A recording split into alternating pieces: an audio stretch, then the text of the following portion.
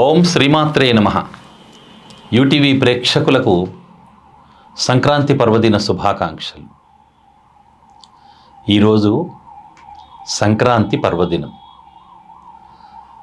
సంక్రాంతి సమ్యక్ క్రాంతి సంక్రాంతి అంటే నిన్నటి వరకు భోగి రోజు వరకు మళ్ళీ చాతుర్మాస్యం ధనుర్మాసం పూర్తయిపోతుంది. ఇక ధనుర్మాసం పూర్తయిన తర్వాత వచ్చేటువంటి తొలి పండగ సంక్రాంతి. అంటే మకర రాశిలోకి సూర్యుడు ప్రవేశించడం, మకర సంక్రమణం. అంటే సంవత్సరానికి 12 నెలలు ఉన్నాయి. ఈ 12 నెలల్లో 11 సంక్రమణాలు జరుగుతాయి. అలాగే మకర సంక్రమణం కూడా జరుగుతుంది. ఈ మకర సంక్రమణానికి మకర సంక్రాంతి అని పేరు. సంక్రమణము అంటే సమ్యక్ క్రమణము అంటే సరి అయినటువంటి మార్పు అన్నా, విప్లవం అన్నా, ఎదుగుదల అన్నా, ఇవన్నీ కూడా వృద్ధికి అంటే డెవలప్మెంట్ అనేటువంటి మాటకి పర్యాయ పదాలుగా మనము చెప్పుకోవచ్చు. ఈ సంక్రాంతి పండగ నాడు మనం చేసుకోవలసినటువంటి విధానం, ముఖ్యంగా ఎవరైనా సరే సుఖ సంతోషాలతో జీవించాలనుకుంటారు. మన ఇంట్లో అష్టలక్ష్ములు కొలువు ఉండాలంటే, సుఖ సంతోషాలు మన ఇంట్లో ఉండాలంటే, మన ఇంట్లో ప్రేమ, ఆప్యాయత, మమతలు వెల్లి విరియాలంటే సంక్రాంతి పండుగను ఈ విధంగా చేసుకుంటే మన ఇంట్లో అష్టలక్ష్మిలు మన ఇంటికి వచ్చేస్తారు. మనం అనుకున్న పనులు నెరవేరుతాయి. అందుకే పెద్దవాళ్ళు మనకు సంక్రాంతి పర్వదినాన్ని ఏర్పాటు చేయడం జరిగింది. ముఖ్యంగా సంక్రాంతి పండగ ఇది స్త్రీల పండగ. అంటే మహిళామూర్తులు అనేక రకాలైనటువంటి రంగవల్లులతో ఇంటిల్లిపాదులు చక్కగా, అప్పటికే పాడి పంటలన్నీ కూడా రైతుల చేతికి పంట కూడా వచ్చింటుంది. ప్రకృతి కూడా చక్కగా పచ్చదనంతో పులకరిస్తుంది. అలాగే చేలన్నీ కూడా చక్కగా పంటలు పండుతాయి. అటువంటి సంక్రాంతి పర్వదినాన మనము జరుపుకోవలసినవి కొన్ని, పాటించాల్సినటువంటి నియమాలు, ఇవన్నీ కూడా మనము ఎలా చేయాలో శాస్త్రం మనకు చెబుతుంది. ముఖ్యంగా సంక్రాంతి పండగ నాడు ఎవరైతే దాన ధర్మాలు చేస్తారో వాళ్ళకి పునర్జన్మ అనేటువంటిది ఉండదు, జన్మరాహిత్యం ఉంటుంది. అంటే ఈ జన్మలోనే ముక్తి కలుగుతుంది అని స్కాంద పురాణం తెలియజేస్తుంది. కాబట్టి ఈ పండగ నాడు, సంక్రాంతి పండగ నాడు ముఖ్యంగా పెద్దవాళ్ళకి తర్పణాలు వదలడం అనేటువంటిది ముఖ్యమైనటువంటి పండగ. మనము 11 నెలల పాటు పెద్దవాళ్ళకి తర్పణాలు వదలకపోయినా పర్వాలేదు, కానీ ఈ పండగ నాడు, సంక్రాంతి పండగ నాడు పెద్దలకి తర్పణం వదలాలి. పెద్దల యొక్క ఆశీస్సులు లేనిది భగవంతుడు కూడా మనని ఏం చేయలేడు. వెంకటేశ్వర స్వామిని వెళ్ళి నువ్వు వరం ఇవ్వాలి అంటే, నాకు పితృదేవతల సలహా కావాలి, వాళ్ళు ఇవ్వమంటే ఇస్తాను అని అంటాడు వెంకటేశ్వర స్వామి కూడా. మళ్ళీ మన శాస్త్రం చూడండి ఎంత గొప్పగా చెప్పింది.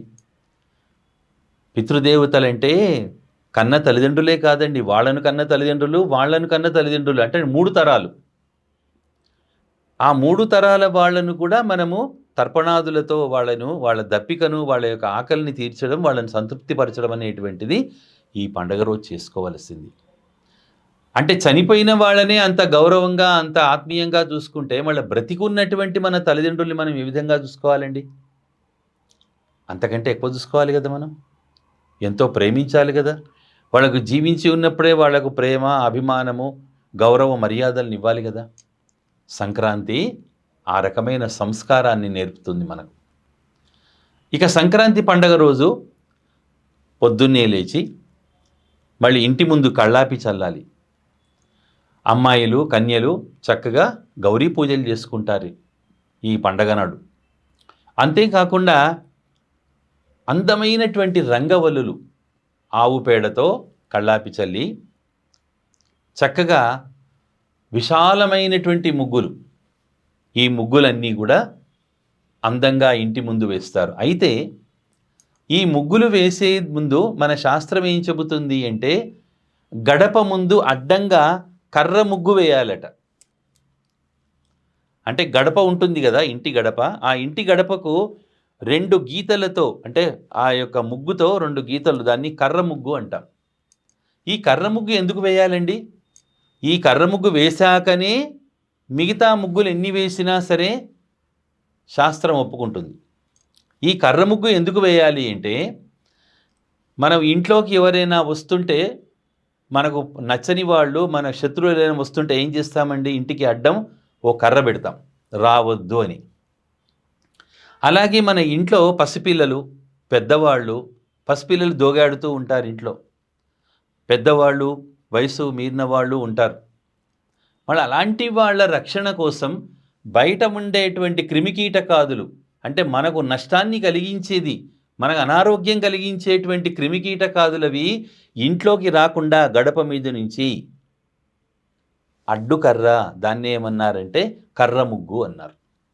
అలా కర్ర ముగ్గు వేయడంలో అంతరార్థం ఏంటంటే సంక్రాంతి పండగ నాడు కేవలము ఆడంబరాల కోసం, అలంకారాల కోసమే కాదు, ఆరోగ్యం కోసం కూడా ఈ పండగను మనం జరుపుకోవాలి. ఇక తర్వాత గొబ్బిళ్లను ఏర్పాటు చేస్తాం, గొబ్బెమ్మలు అంటాం. అంటే గోబీ అంటే ఆవు పేడతో పెట్టుకునేటువంటి ఆ గొబ్బిళ్లను, గొబ్బిళ్ళు అనే పేరు వచ్చింది వాటి ఆకారం. వాటికి చక్కగా రేగుబళ్ళు, చెరుకు ముక్కలు, అలాగే చక్కగా కొన్ని ధాన్యాలు వేసి ఆ గొబ్బెమ్మల్ని మనము వాకిళ్ల ముందు ఏర్పాటు చేస్తాం. ఇక సంక్రాంతి పండగ రోజు చక్కగా స్నానాలు చేసిన తర్వాత కొత్త బట్టలని ధరించి ఇంట్లో లక్ష్మీదేవిని పూజించాలి ఈ పండగకి. ఎందుకంటే ఈ లక్ష్మీదేవి పౌష్యలక్ష్మి అని పేరు. పౌష్యలక్ష్మి అంటే పుష్యమాసంలో మన ఇంటి గడప తొక్కి లోపలికి వచ్చి మన జీవితాల్ని ఆనందమయం చేసేటువంటి లక్ష్మీదేవిని పౌష్యలక్ష్మి అన్నాం.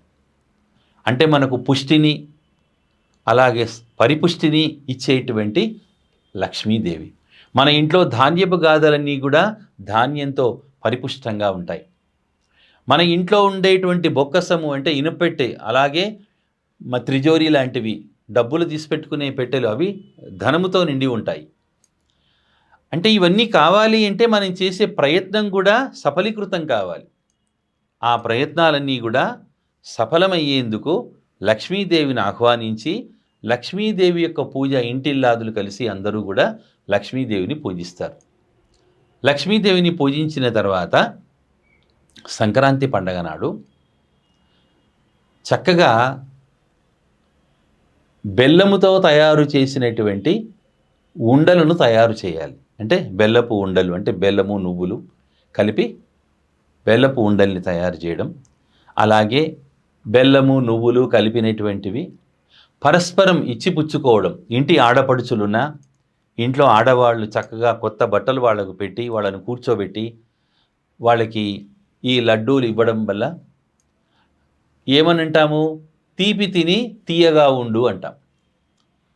అంటే తీపిని తినడం, తీయగా ఉండడం అంటే పరస్పరం ఏదో సందర్భంలో ఒక మాట అనుకున్నటువంటి వాళ్ళు కూడా మళ్ళీ అవన్నీ మర్చిపోయి పరస్పరం మళ్ళీ స్నేహితుల్లాగా మెలగడం.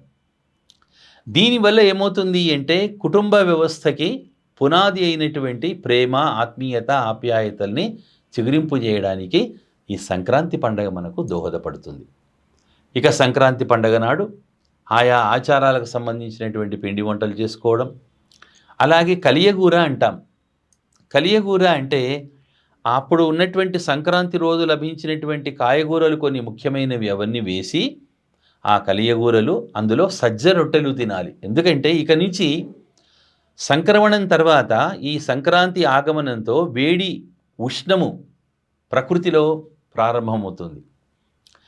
ఈ వేడి వల్ల అంతవరకు మన శరీరము చల్లదనానికి అలవాటు పడిన శరీరము ఒకసారి మళ్ళీ శరీరం వేడి వాతావరణానికి అలవాటు కావాలి అంటే కొంత సమయం పడుతుంది. ఆ సమయంలో మన శరీరానికి చల్లదనాన్ని కలిగించేటువంటి సజ్జలు కానీ వాటితో రొట్టెలు చేయడము, కలియగూర అన్ని కాయగూరలతో ఆ కూర చేసుకోవడము చక్కగా ఆ వంటకం ద్వారా మనకు ఆరోగ్యం కలిగించేటువంటి విషయంగా మనం గమనించాలి. ఇలా సంక్రాంతి పండుగ రోజు అలాగే హరిదాసులు ఇంటికి వచ్చిన హరిదాసులకి చక్కగా మన ఇంట్లో ఉండేటువంటి ధాన్యాలు వేయడం, గంగిరెద్దుల వాళ్ళు వస్తారు, బుడబుక్కల వాళ్ళు వస్తారు, ఇలాంటి వాళ్ళందరూ వస్తూ ఉంటారు. వాళ్ళు రకరకాల వృత్తులు కలిగినటువంటి వారు. సంక్రాంతి అంటే గ్రామంలో ఉండేటువంటి ఊర్లో ఉండే అన్ని వృత్తుల వాళ్ళకి పని కలిగించేటువంటి పండగ సంక్రాంతి. మళ్ళీ ఆయా వాళ్ళకి మనకు సంబంధించిన వాళ్ళకి మన దగ్గరున్న వాటిలో మనం ఇవ్వగలిగినంత వాళ్ళకి దానం చేయడం, పితృదేవతలకి పిండ తర్పణ అర్పణలు చేయడము, తర్పణాలు వదలడము, అలాగే మన ఇంటి ముందుకు వచ్చినటువంటి వాళ్ళకి లేదనకుండా మనకు ఉన్న దాంట్లో ఇవ్వడము, మన ఆడపడుచులకి వాళ్ళకి మనకు ఉన్న దాంట్లో వాళ్ళకి కొత్త బట్టలు అవి ఇచ్చి వాళ్ళని సంతృప్తిపరచడము, ఏది ఏమైనా సరే ఈ పండగకి మనకు ఉన్న దాంట్లో దాన ధర్మాలు చేయడం వల్ల ఈ జన్మలోనే ముక్తి కలుగుతుంది అని సంక్రాంతి పర్వదినం మనకు చెబుతుంది. ఈ విషయాలన్నీ మనం పాటిద్దాం.